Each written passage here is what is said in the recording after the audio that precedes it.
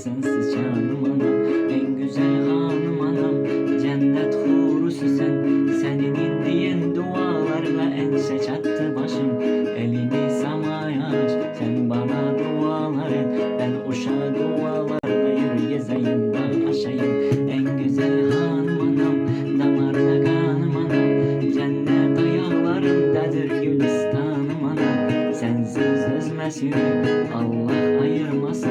Kaderim zulmet ile geçer sensiz canım anam. En güzel hanım anam, cennet hurusu sen. Senin indiğin dualarla ense çattı başım.